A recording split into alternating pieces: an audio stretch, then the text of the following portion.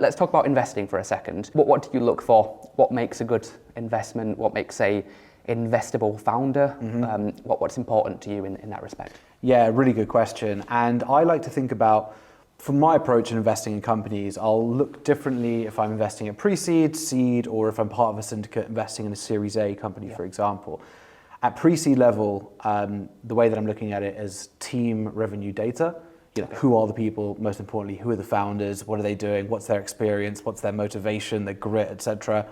Then you might have some early revenue, unlikely if you do Great Plus, and your data is irrelevant at that point. Sure. You've got nothing to go on. At seed stage, it then flips to revenue team data. Okay. So have they got early signs of traction? Have they showed they can monetize in their space? Have they shown that they're able to make money? Which is now something which has become more important again in startup world, which is great. And then you've got team, again, who's executing it, who's going to be scaling the company. Yeah. And then data. Data, at that time, I'm now looking at their ability to collect data in an organized way. Sure.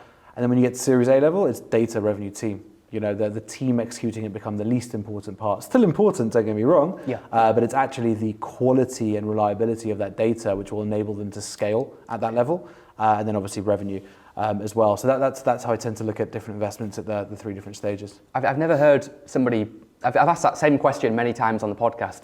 I've never had somebody give me like a framework as an answer. But that's brilliant. Great. That's great.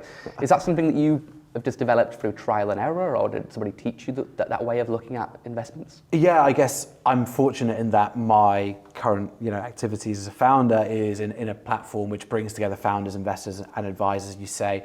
And after I sold RealSport, I started investing in a lot of founders, and I could see very, very clearly across my whole portfolio, and other investors I was speaking to saying the exact same thing, is the strongest and clearest positive correlation between A, the frequency and quality of investor reporting, and B, the quality of sort of advice and advisors and the source of people they're able to draw in on. Sure.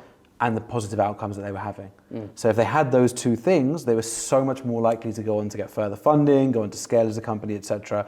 So started to build Connected to make the tools bringing together that ecosystem really accessible and just really provide structure, transparency, and data to the heart of what I considered to be one of the most important indicators of startup success. Yeah. So through that and the huge exposure that we have to understanding who's performing well, who's raising, who's getting successful outcomes, I have developed a bit of a framework around that.